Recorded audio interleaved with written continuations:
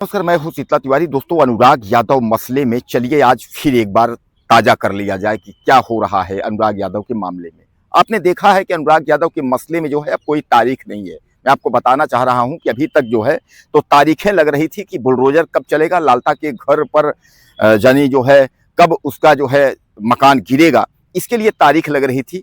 1 साल तक तो तहसीलदार कोर्ट में तारीख लगी, उसके बाद जो है जिलाधिकारी यानी जो है जौनपुर कि यहाँ तारीखें लग रही थी। तारीख लगते लगते जो है लास्ट तारीख जो है 22 जनवरी की थी और 22 जनवरी के बाद जो है फाइलें जो है उसके पहले ही खारिज कर दी थी। यानी डीएम साहब ने कहा था कि इसमें कुछ दम नहीं है। अब उसके बाद जो है फाइल सुरक्षित में रख ली गई है। अब लोग यह कह रहे हैं कि भैया अब इसके बाद क्या होगा, न तो तारीख लग रहा है न तो कुछ हो रहा है। तो अब लोग यह भी अनुमान लगाना शुरू कर दिए हैं कि भैया अचानक बुलडोजर चलेगा। ऐसा लोग कह रहे हैं कि अचानक बुलडोजर चलेगा।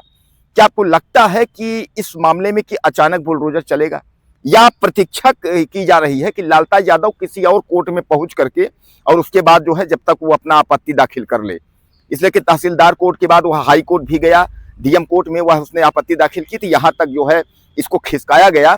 तो क्या प्रशासन अब इस बात का इंतजार कर रहा है कि लालता किसी और जगह जाकर के, जब तक दीवानी है, कमिश्नरेट है या किसी और जगह जो है हाई कोर्ट, सुप्रीम कोर्ट, कई किसी जगह जाकर के आपत्ति दाखिल कर ले, क्या इस चीज का प्रशासन इंतजार कर रहा है या बुलडोजर की कार्यवाही होगी? दोस्तों, क्या लगता है आपको?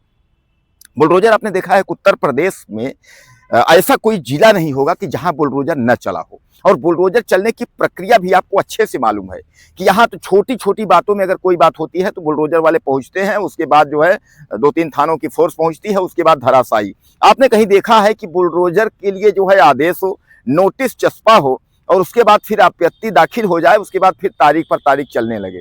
और तारीख पर तारीख चलने के बाद 1 साल के बाद तहसीलदार कोर्ट से आदेश भी हुआ कि बुलडोजर चले, यानी तत्काल प्रभाव से मकान जो है गिराया जाए। तो उसके बाद फिर जो है फिर अगले कोर्ट में जो है आपत्ति हो जाए, फिर अगले कोर्ट में आपत्ति हो जाए। यानी कहने का तात्पर्य ये है, सीधे सीधे आप समझिएगा कि लालता यादव जो हत्यारा परिवार है वह दबंग टाइप का है। और उसके ऊपर चाहे आप मान के चलिए सत्ता का जो है हाथ है, चाहे उसके ऊपर आप जो है आप समझ लीजिए वह खुद अपने आप में दबंग है। क्योंकि जब वह जेल में था तब बुलडोजर नहीं चला, अब जेल से वह बाहर है तो वह भी तो दौड़ धूप कर रहा है, तब बुलडोजर कहाँ से चलेगा? और सबसे बड़ी बात यह है कि वह दबंग है, यानी उसके पास पैसे हैं। इधर क्या है कि अनुराग यादव का जो परिवार है वह गरीब है, किसी तरीके से जो है वह गुजारा कर रहा है। बच्चे हैं छोटे छोटे, पढ़ाई कर रहे थे। अनुराग के पिता रामजीत यादव दूध बेच करके या आने पहने जो है प्रकार मतलब किसी भी तरीके से जो है अपना गृहस्थी खर्च जो है चला रहे थे।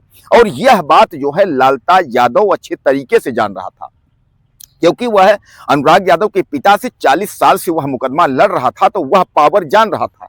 लालता यादव को यह पता था कि कानूनी पॉइंट में तो हम इससे जीतेंगे नहीं, तो हम क्यों न जो है प्लान के तहत, साजिश के तहत इसके लड़के की ही हत्या कर दें। आप वैसे भी देखिए लालता का परिवार देखिए या लालता का चेहरा उसका देखिए, जब आप देखेंगे फोटो में जैसे आदमी नहीं कहता हत्यारा का चेहरा इस तरीके से, उसका चेहरा देखिए आप, आपको एकदम उसमें जो चेहरे में रौनक होती है मर्द में, आदमी में, वो रौनक नहीं है उसमें। क्योंकि ये जो है दोस्तों बाल हत्या जो होती है ना, वह आपके सर पर चढ़कर चिल्लाएगी। आप यह नोट कर लीजिए, जो बाल हत्या होती है वह सबसे बड़ा पाप होता है। और यही चीज जो है लालता ने किया है। कारण यह है कि अब अनुराग यादव के पिता के पास जो है कुछ भी नहीं बचा है, यानी उनके पास कुछ नहीं है, पैसे वैसे तो है भी नहीं और उनके पास जन भी नहीं है। अब उनके पास क्या है, एक है भगवान। अब वह जो है सुबह शाम जो है भगवान भगवान कर रहे हैं कि अब वही है, ईश्वर हैं।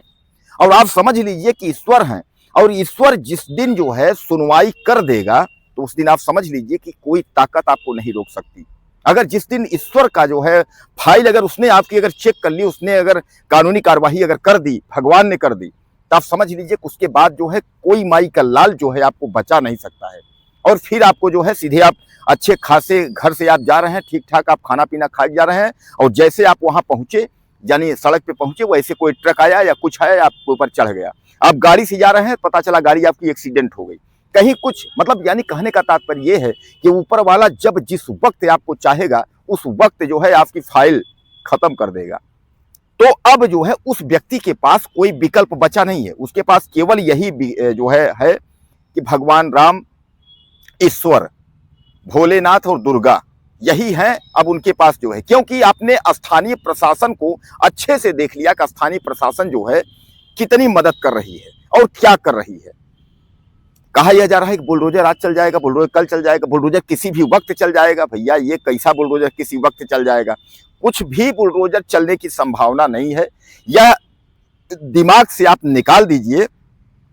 1.5 साल से ज्यादा वक्त हो गया कि बुलडोजर चलने वाली बात जो है, अब लालता जो है वह यही खोज रहा है कि किस कोर्ट में जाए जो कि 6 महीने 1 साल तक मामला चले।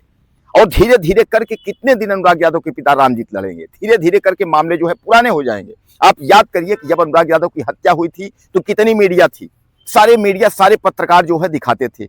अब आप देखिए कि कितने चैनल वाले, कितने मीडिया वाले, कितने यूट्यूबर, कितने सोशल मीडिया या कितने पेपर वाले जो है अनुराग यादव के बारे में बात करते हैं या खबर चलाते हैं। हम कहते हैं कुछ भी चलाते हों, लेकिन अनुराग यादव के मामले में कितने पत्रकार ऐसे हैं जो कि खबर चलाते हों और आपको जो है उसके बारे में, घटना के बारे में जानकारी दिखाते हों। इसलिए कि सबको यह धीरे धीरे अब लगने लगा है कि भैया अब इस मामले में कुछ होने वाला है नहीं।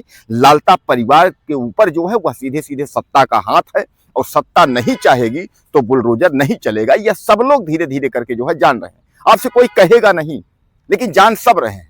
हाँ, यह जरूर है कि अनुराग यादव मामले में जब कोई नई अपडेट आती है तो जो भी हमारे मीडिया कर्मी हैं, जो पत्रकार भाई हैं, वह आप तक पहुंचाने की कोशिश करते हैं। तो दोस्तों कुल मिलाकर के जो है अब 22 जनवरी के बाद कोई तारीख जो है अनुराग यादव मसले में नहीं लगी है। फाइल जो भी सुरक्षित है, फाइल डीएम साहब के पास सुरक्षित है। डीएम साहब यानी जिलाधिकारी जौनपुर क्या करते हैं, अब यह वक्त तय करेगा कि डीएम साहब कुछ करते हैं कि उसके पहले ही फिर कहीं आपत्ति दाखिल होकर के और किसी कोर्ट में जो है फिर नई तारीख आ जाती है। तो आप मुझे कमेंट करिएगा, ज़्यादा से ज़्यादा बताइएगा इस मामले में क्या हो सकता है। अपनी राय मुझे आप ज़्यादा से ज़्यादा साझा करिएगा। अगले वीडियो में फिर मिलते हैं। नमस्कार।